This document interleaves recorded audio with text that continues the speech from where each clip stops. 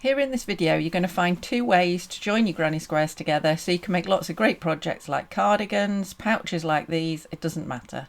It's just two simple ways. So the first way is using slip stitch. It gives you a nice flat seam. It's very easy to do and it's just a really good, firm, strong way of joining them. You'll find it unbelievably easy once you get going. So simply take two squares and put them right sides facing each other, or you can even do it out on the level like this so you can keep them next to each other. So there's two different ways of holding your squares and it's up to you. So I've got my slip knot there and you can put that on the hook and then feed it through where you're starting, or you can put your hook through first. Now I tend to choose to put my hook through first. So I've gone into that corner, but I've gone to the very end stitch and I'm just going through the back loops. Okay, just the back loops. And then I want to pull that loop through and we're on our way. And then the next stitch along, just going through the back loops of each one.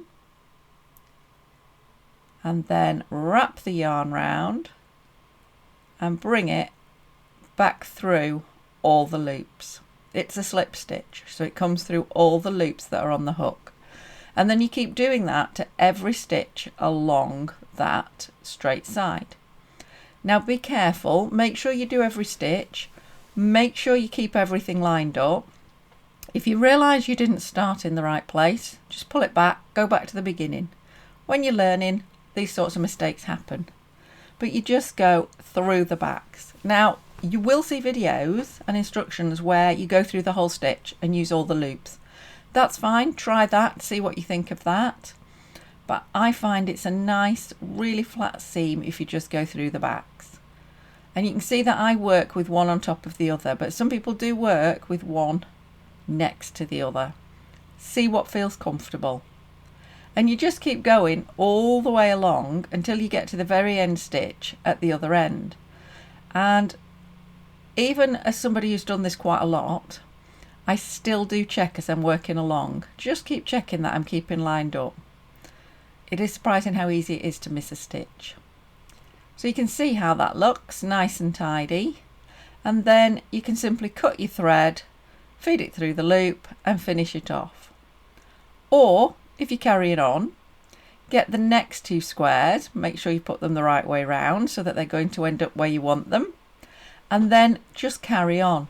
So again, you're going into the very end stitch on that side, which is probably right into the corner depending on your square, and just carry on where you do the yarn over and pull it through all the loops. And you can carry on like that for as long as you like, get your strip and then start joining the next strip, and so on. And indeed you can then come back the other way and join them the other way. And it's a really, really simple but strong technique. And you can see I've done two panels and I'm now going to fasten the two panels together. So I'm still just joining granny squares, but this time I'm going to do it with a double crochet join. Now that's UK terms, it's a single crochet join if you're using American terms. So you can just go through the corner. I don't like doing that. So I'm going to again go through the stitch right at the end and I'm going to go through the back loops and just get through there, and then I'm going to put my loop on just like I did before. We're going to put the loop on the hook and I'm going to pull it tight and then pull it through, and that's how I like to start. Oh, I'm just having a bit of trouble with the loop there, can you tell? Do you know what, should we just do a new loop? If you're enjoying this video, please give me a thumbs up to help other people find it. And we'll get back to that in a moment. Okay, well, let's get a loop on there and pull it through. Again, if you prefer to put the loop on and then go through, that's up to you. But this time when I come back through, you can see I'm ready to start. Let's get the right thread. I don't want to use the tail. Okay, so you go through those back loops just like you did before, wrap your yarn over and pull it through, but just pull it through those two, then yarn over and pull it through. So you're forming a double crochet, UK terms, single crochet American terms, on every single stitch.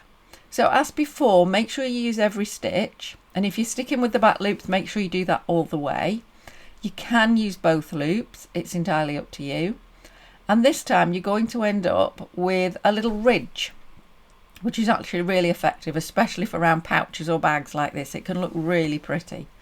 So you can just keep going until you get all the way around or along your length. Now, I'd just like to say that's 2 techniques you've learnt there, and that is all you need. There are other ways of joining granny squares, and get adventurous and explore them all, but those 2, more than enough. You actually only need 1. So good luck and enjoy your granny square projects.